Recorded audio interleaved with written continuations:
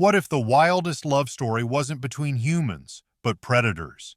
Imagine a leopard, solitary, fierce, born to kill, stumbling upon a helpless lion cub, the child of her lifelong enemy. She should have ended him, but she didn't. Instead, she raised him as her own, taught him to climb, to stalk, to survive. This wasn't nature, it was rebellion. A love forged not by blood, but by shared loss.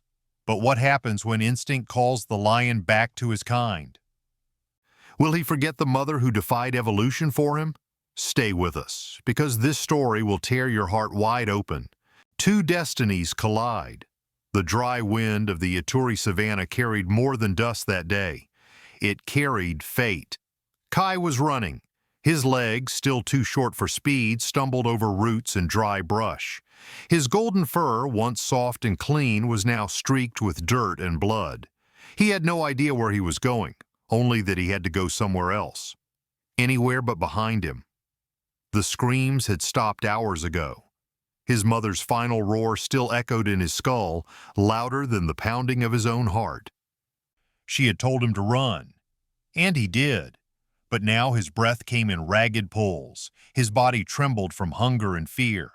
He hadn't eaten since the day before, hadn't drunk anything since the small, muddy puddle he found that morning. Every shadow looked like a threat. Every rustle in the grass made his tiny body flinch. Kai was 3 months old, a lion cub born into the wrong moment. The day before, his pride had been wiped out, overrun by 3 rogue males seeking to take control of the territory. They came not just for dominance, but to erase every trace of the old bloodline. Cubs like Kai were top of their list. His mother, Alira, had hidden him in a hollow under a termite mound just moments before the rogues closed in. He remembered her voice. "You run now, my son. You don't stop." Then the sounds, the growls, the silence. Kai hadn't looked back. He wandered all day beneath the burning African sun, his pads sore and bleeding, his body too small for the endless openness of the land. And now, as twilight painted the sky in smears of orange and violet, he found himself at the base of a tall sycamore tree. He didn't know this place. He didn't know who it belonged to. He only knew his legs couldn't carry him another inch. So he crawled beneath the brush at its roots and collapsed. His tiny body curled into itself. He whimpered, softly, brokenly. High above him, cloaked in the branches, another predator stirred. Mira had returned to her perch. The sycamore was hers, a towering giant with limbs thick enough to cradle her weight. She was 6 years old, in her prime. Her coat shimmered gold and rust, patterned with perfect black rosettes. Her muscles were taut, her body long and powerful, made for stealth, speed, and solitude. But Mira wasn't hunting. Since the flood took her cubs 2 weeks ago, she had stopped killing. Stopped eating properly. Her eyes, once sharp and calculating, were clouded with something far older than instinct. Grief had dulled her edges. She moved slowly now, not like a hunter, but like a ghost returning to a place it once called home. She climbed the tree out of habit, not hope, and from that perch, she listened. At first the sound seemed like nothing. A rustle, a shift in the brush, then a whimper, soft, high-pitched, not prey, not threat, something else. Her ears twitched. She lowered herself, crawling along a branch. She inhaled deeply, and there it was. Scent, foreign but familiar, young, mammalian, weak. A cub. She could have left it, should have, maybe. Leopards and lions were rivals, lifelong enemies in the same food chain. No leopard would dare raise a lion cub. It wasn't just dangerous, it was madness. But grief has its own laws, and for the first time in days, Mira felt something stir beneath her ribs. Not hunger, not fear. Something warmer. She descended the tree in silence, barely disturbing the air. And there beneath the leaves lay a golden cub, too tired to run, too innocent to know fear. Their eyes met, and the wild held its breath. The world they belonged to. The laws of the wild, written in blood, broken by love. In the wild, there are no second chances, no mercy, only rules carved by time and necessity. And among the most sacred of those rules is this: predators do not raise their rivals. Leopards and lions have been enemies long before humans ever watched them through binoculars. Not by choice, but by competition. Both dominate overlapping territories, hunt similar prey, and kill each other's young to eliminate future threats. It's not cruelty, it's strategy. Evolution rewarded the brutal, the decisive, the merciless. Lions live in prides, tight-knit families led by dominant males. They patrol open plains, roaring loud to mark territory. Their power is in numbers. Teamwork. In contrast, leopards are loners, ghosts of the bush. They climb, stalk, ambush. They avoid confrontation at all costs because for a leopard, even a small injury can be fatal. They don't have backup. This is why a leopard avoiding lions isn't cowardice, it's survival. So when Mira, a mature female leopard, descended from her tree to investigate the cry of an unfamiliar cub, her every nerve should have screamed danger. She wasn't just approaching a predator. She was approaching a future king, a lion cub who, if grown, would one day become a direct threat to everything she held sacred. And yet, something shifted. This wasn't a cub backed by a pride. There were no lionesses lurking in the brush, no distant roar of protective fathers. There was only a weak, trembling body trying to breathe through exhaustion. Mira's body responded before her brain did. Her muscles coiled, not to pounce, but to pick up. Her mouth opened, not in attack, but in careful grip. Instinct didn't disappear. It rewrote itself. Grief, that invisible force nature never accounted for, created a new behavior, something evolution had no blueprint for. In the span of a moment, Mira broke the most sacred law of the wild. She lifted the lion cub in her jaws, not as a kill, but as a mother. It wasn't logical. It wasn't safe. But it was real. The landscape that shapes them, home of contradictions. The Ituri forest doesn't look like the Africa most people picture. There are no endless plains of golden grass here, no silhouetted acacia trees beneath red sunsets. It's denser, wilder, a tangle of towering trees, thick underbrush, and vines that snake across the ground like living traps.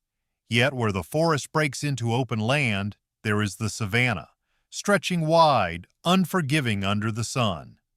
This borderland between two worlds is a harsh place where food is scarce and predators cross paths far more often than they'd like. And it's here at the crossroads of jungle and grass that Mira's sycamore tree stood. A lone giant in a clearing of dry shrubs and low boulders, its thick limbs spread like an ancient hand, cradling sky and shadow. Mira had chosen this tree for a reason. Its high vantage point offered safety from hyenas and rogue males. The dense foliage gave shade in the brutal afternoon heat. She had raised her lost cubs here, had watched sunsets with their tiny bodies curled beside her belly. This tree was home, sanctuary, and now, a cradle for something utterly unexpected. Kai did not belong here. Lions are made for open ground, for chasing and wrestling in packs. Their muscles are built for endurance and bursts of explosive power, not for climbing or creeping. A lion cub in a leopard's tree was like a fish trying to live in a nest, but environments shape behavior. Survival shapes anatomy, and the wild has a cruel way of forcing creatures to adapt or vanish. As Kai curled in a fork of the sycamore, his claws awkwardly scraped the bark. His limbs twitched in sleep. His breathing was fast and shallow, unused to the stillness of elevation. But above him, Mira watched, not like a stranger, not like a rival, like a mother. The forest around them creaked and shifted as dusk deepened. Nightbirds cried in the distance, and between two enemies, something unthinkable began to grow. Trust. It wasn't fast, it wasn't perfect, but it was real. And in the place where jungle met savanna, between fear and instinct, a new story began to take root. One not about survival alone, but something greater. Something the forest itself seemed to hush and listen to. Unnatural beginnings. The first nights. Kai didn't dream that night. He was too exhausted, too hollow. His small body, tucked into a fork of Mira's sycamore tree, barely moved except for the occasional twitch of his ears or tail. When he did stir, it was only to emit soft, breathless whimpers, calls that had no answer. Mira watched from a nearby branch, her body stretched out like a living shadow. The leopard's eyes, golden and wide, never left the cub. She hadn't slept. Her instincts wouldn't let her. Something inside her, older than memory, deeper than logic, kept her rooted. She didn't understand what she was doing. She only knew she had to do it. The cub had accepted her presence, if only through fatigue. He hadn't fought her as she carried him up the tree. He hadn't screamed when she deposited him gently into her old den, the hollow where her own cubs used to sleep. But now that the moon hung high and the night turned colder, Kai began to stir. Hunger gnawed at him. His belly growled with emptiness. He cried, soft, pitiful mews that would have once summoned his mother. But Alira was gone. Only Mira remained, and Mira's body responded. Though her own cubs were lost, her milk hadn't dried up. It was a cruel trick of biology, a reminder of what she no longer had. But now, perhaps, it served a purpose. She climbed down to Kai, moving slow, deliberate. She nudged him gently with her nose. He flinched, looked up. Their eyes met again. He didn't recognize her, not really, but he didn't bite, didn't run. He simply whimpered, then collapsed against her flank, too weak to resist. Mira lay beside him, curling her body protectively. For a long moment, nothing happened. Then instinct overrode grief. Kai nosed her belly. At first he recoiled. This wasn't his mother's scent, not the warmth he knew. But nature doesn't offer options in the wild. Only one rule: adapt or die. He tried again. And when the first drops of Mira's milk touched his tongue, a change began. The nourishment wasn't just physical, it was emotional, subconscious. The milk connected them in ways words never could. For Mira, oxytocin surged through her bloodstream, the mothering hormone, awakening feelings she thought buried with her lost cubs.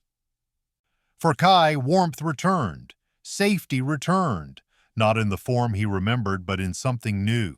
Mira purred, a low, vibrating sound that pulsed through her chest and into the cub's trembling form. Kai nestled closer, not because he trusted her, not yet, but because something in that sound reminded him of home. Above them, stars pierced the canopy. Below, the forest sighed, and in the heart of the wild, two broken creatures, predator and prey by nature, slept pressed together in silence, rewriting the rules of the world without ever knowing it. This wasn't adoption. This was survival born from sorrow. And it was only the beginning.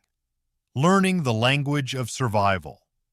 The first few days passed like a test, a silent, uncertain trial between instinct and emotion. Kai, still fragile, didn't fully trust the strange creature who fed and warmed him. And Mira, despite her protective posture, remained wary. She was a solitary hunter by nature. Everything in her being warned her this was a mistake. But every morning, as the sun cracked through the branches of the sycamore tree, she chose him again. Mira began to hunt again, not just for herself, but for him. At first, she caught small prey, lizards, young hares, even an unlucky hornbill. She would climb the tree, drop the carcass beside Kai, then step back and watch. The cub didn't understand. He sniffed, confused, his belly still too used to milk. He tried to suckle, whimpering when the food didn't provide what he wanted. But Mira didn't force him.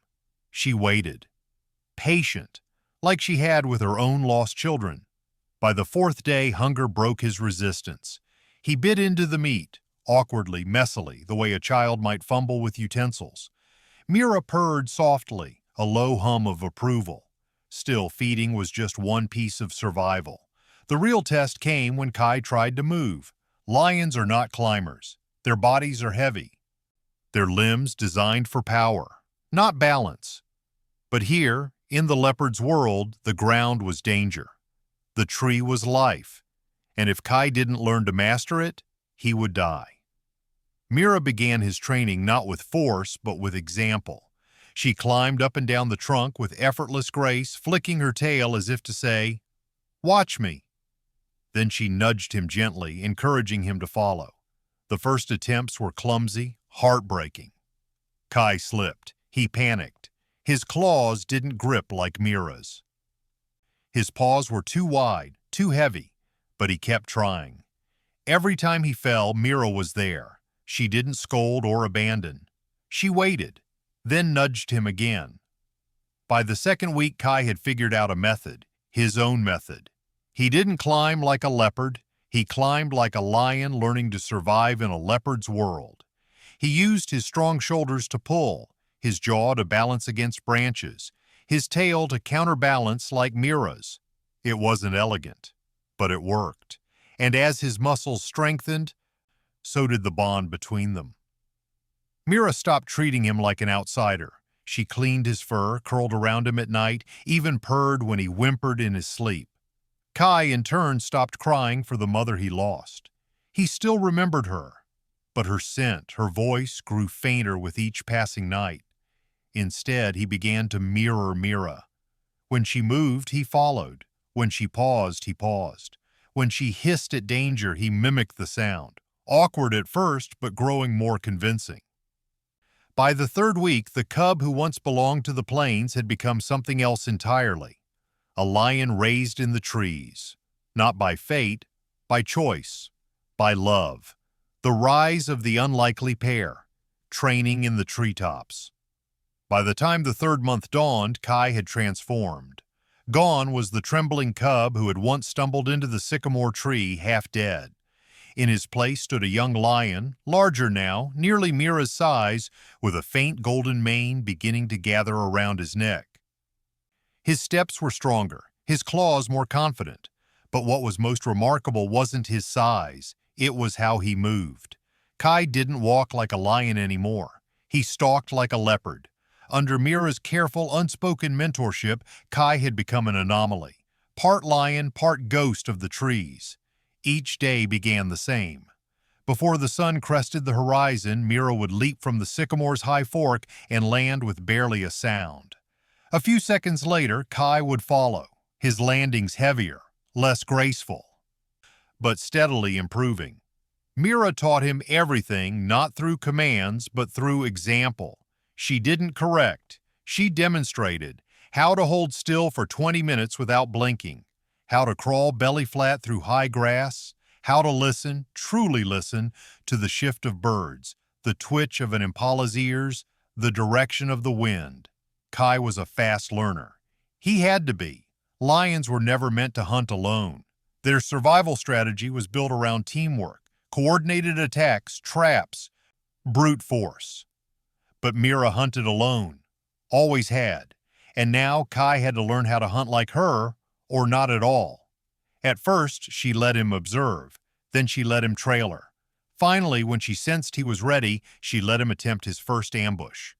The target, a scrub hare. Simple, quick, an easy test. Kai crouched in the tall grass, his broad chest close to the ground, eyes locked on the twitching prey. He waited. Just as Mira had taught, he breathed through his nose, slowing his pulse. And then, he leapt. It wasn't perfect. He misjudged the angle slightly. The hare kicked and scrambled, but Kai's speed, unusual for a lion, allowed him to close the gap fast. One powerful paw pinned the creature. His jaws followed. It was his first real kill. He didn't roar in triumph. He didn't strut. He simply looked at Mira, a trace of pride flickering in his amber eyes. She didn't celebrate either. She walked over, gave him a soft nudge, and began to eat beside him. That was the reward, acceptance. From that day forward, they hunted together, a lion and a leopard side by side, one with brute strength, the other with silent precision. They weren't just surviving now, they were becoming a team. And the forest, usually indifferent, seemed to notice. The impalas grew warier, the monkeys screamed earlier, even the hyenas steered wider around the sycamore tree, because in the tangled borderland between forest and plain something new had emerged. Not a fluke, not a mistake, a bond that defied every law written in the blood of evolution. And it was only growing stronger.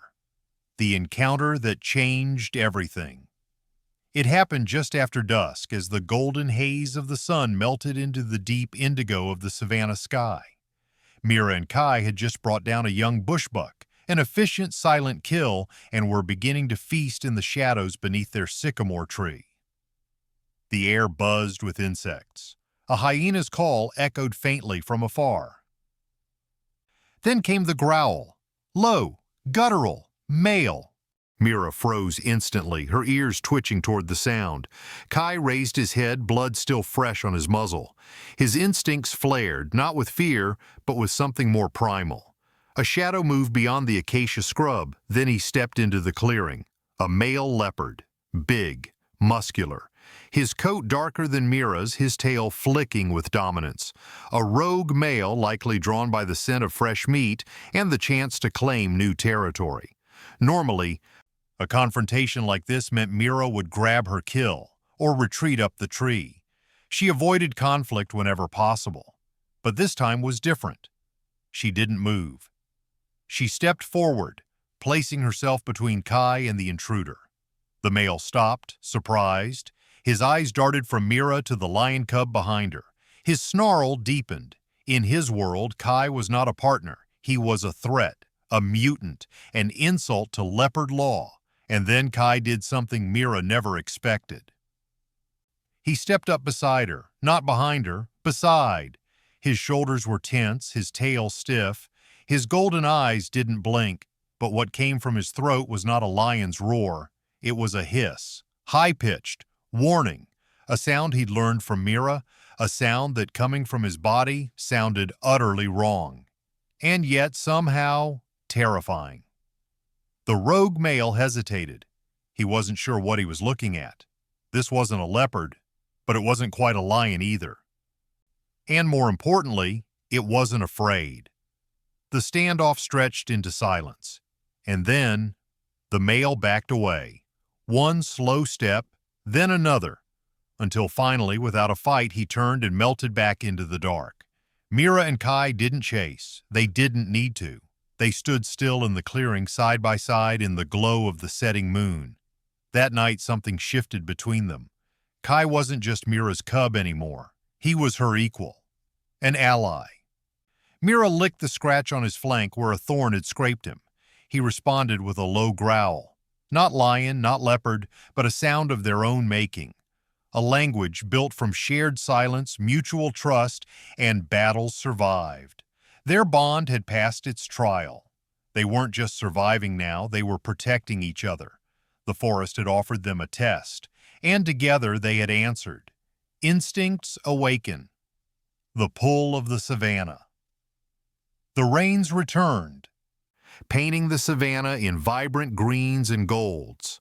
Life surged back, birds nesting in the tall grasses, wildebeest roaming in lines that cut through the fields like rivers of muscle and dust. In the heart of this renewal, Kai grew. He was nearly a year old now. His legs had lengthened. His mane, once a soft halo, now formed a thick, golden ruff along his neck and chest. His frame was powerful, dense with muscle, clearly lion in every way. Yet his movements retained the agility of the trees. His strides were precise, almost silent. When he climbed, it was still clumsy, but it was possible, and Mira knew what was coming. She watched him more closely now, not with suspicion, with sadness. Because on clear nights, when the stars shimmered and the wind carried sound far, Kai would sit on the edge of the tree's platform and stare across the open plain. His ears would twitch, his eyes would narrow. He was listening, and the sound he waited for always came, soft, deep, growing louder with each passing week. The roar of lions. Not near, but not far either. A pride had moved into the area. Mira had tracked their scent markings from afar. 12 in total, including 3 adolescent males. One day she returned from a hunt to find Kai standing still on a rock, the sound of those distant roars vibrating through the ground beneath him. He didn't turn to her when she approached. He didn't have to. His body said everything. He was being called, not by name, not by memory, but by blood. It wasn't betrayal. It wasn't abandonment. It was instinct. And Mira, though every fiber of her body screamed to keep him close, didn't interfere. Instead, she walked up beside him, sat down, watched with him. For many nights after, Kai continued his quiet rituals, listening, climbing down from the tree, sometimes pacing in circles. But each time he returned. Mira was still his anchor, his home, until the roar came closer. One night, it was unmistakable. The call was just beyond the hills, deep and resonant, carrying dominance and challenge. It struck Kai differently. He stood, chest rising and falling rapidly, and when he opened his mouth, he roared back. It was raw, uneven, but powerful, the first true sound of the lion he was becoming. Mira flinched, not from fear, from grief, from knowing. When he turned to look at her, their eyes met, and for the first time Mira looked smaller, not because she had changed, but because he had grown. Their world, once just the sycamore tree and the shaded glens, now felt too tight for what Kai was becoming. The savannah was calling him. And this time, Mira would not stop it, because real love doesn't tether. It trusts. And the time for trust had come. A mother's final gift. The morning after Kai's first true roar, the air felt different, still, expectant. The dew clung heavier to the leaves. The usual chatter of birds seemed hushed. Even Mira moved differently, as though something sacred had settled over the forest. She didn't wake Kai as she usually did with a gentle nudge. Instead, she waited until the sun filtered softly through the branches before rising and climbing down from the sycamore. Kai, sensing the shift, stirred and followed her. She led him not toward the hunting trails nor the waterhole they frequented, but farther, beyond the territory they'd quietly ruled for months. They walked for hours, sometimes in silence, sometimes side by side. Mira didn't look back, and Kai didn't ask where they were going. He didn't need to. This was goodbye. At midday, they reached a rocky outcrop overlooking a golden expanse. Below, in the shimmering heat, a pride of lions moved, graceful and strong, lounging in the tall grass. Among them, 3 young males, not much older than Kai, chased one another around a boulder. Kai froze, his breath caught. There it was, the life he'd been born for. Not trees, not silence, roars, dust, family. He turned to Mira, heart hammering, eyes wide with confusion and longing. The question lingered between them, unspoken. Is this what you want for me? And Mira, with the gentlest motion, touched her nose to his cheek. It was not a push. It was a blessing. She stepped back, her golden eyes soft, filled not with tears but with pride. This wasn't loss. This was fulfillment. Kai took one step toward the rocks, then another, then paused. He looked back and offered a soft growl. Not lion, not leopard, but theirs. Their language, their bond. Mira didn't answer aloud. She didn't need to. Her stillness said everything. Go. Be who you were born to be, and never forget who taught you how to survive. Full circle. The return. 3 months passed. The rains retreated once more, leaving behind a sun-baked savanna cloaked in amber and dust. Waterholes shrank to cracked puddles, and the heat rippled off the rocks like a living thing. Life pressed on in the heat, resilient, unrelenting, and Mira remained. The sycamore tree was hers again, alone. Her days had returned to silence. She hunted as before, slept as before, but her world was quieter now. Not because of the absence of sound, but the absence of him, of Kai. Yet she never searched for him. She didn't need to. Every so often she'd sit on the high fork of her tree, eyes drifting toward the horizon, toward the place where rock met sky and lions walked. She didn't ache the way she once had, not in the same way, because this time she had let him go whole. She had given him a chance, and in that she had found peace. Until one golden afternoon, when everything changed again. She was resting in the filtered shade of her tree when her ears twitched. A low rumble, steady and sure, echoed across the plains. Heavy paws, a scent both familiar and foreign, drifted on the wind. She stood, alert. Then, from behind the tall grass, he appeared. Kai. But not the Kai she remembered. He was enormous now, his mane thick and fully grown, his chest broad, eyes fierce and wise. His muscles rippled under sunlit fur as he walked with the calm confidence of a born leader. But when he looked up at the sycamore and saw her, his expression softened. There was no hesitation. He padded to the base of the tree and looked up just like he had when he was a cub. A low growl hummed from his chest. Their sound, the one no other lion had ever known. Mira didn't hesitate either. She descended, graceful, calm.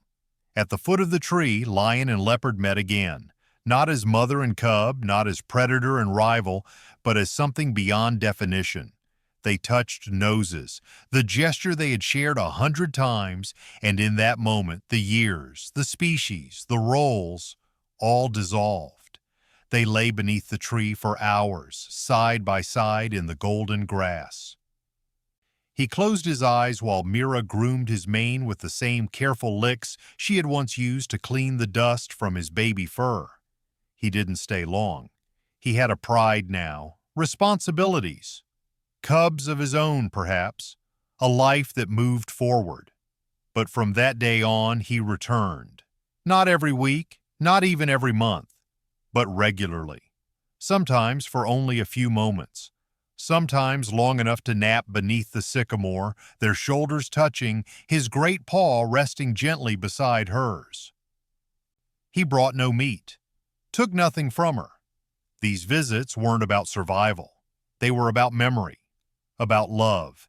And Mira, still silent, still strong, welcomed him every time, because she knew what the world didn't. She knew what she had done. She had raised a lion in the trees. She had taught him to stalk like a leopard, to listen like a shadow, to defy everything written in his blood. But more than that, she had taught him how to love, not as a lion, not as a leopard, but as something else entirely, something only the two of them would ever understand.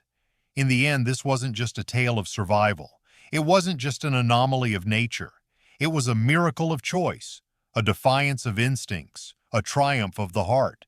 And so beneath the canopy of that ancient tree, their story continued, whispered in purrs and growls, etched in claw marks and paw prints, remembered in quiet returns. Because some bonds, they aren't written in blood, they're carved in soul. At its core, this story is not just about a leopard and a lion. It's about the kind of love that defies expectations, instincts, and even nature itself. Mira didn't raise Kai because she had to. She did it because she chose to. In the raw wilderness where survival is king, she chose compassion over rivalry, nurture over fear. And that decision changed everything. In our own lives, we often draw lines between who we're supposed to love, protect, or care for. But sometimes, the most profound connections come from crossing those lines, from embracing the unfamiliar, from giving without knowing if we'll ever get anything back. That's what Mira did, and it's what we can all do in our own way. At Paw Prints and Stories, we believe tales like this remind us of something deeper, that love, loyalty, and courage aren't bound by species or blood. They're choices, every day in every moment. So here's your challenge. In a world that tells you who to fear or ignore, be a Mira. Be the one who climbs down from the tree. And if this story moved you, stay with us. More untamed, unforgettable journeys await.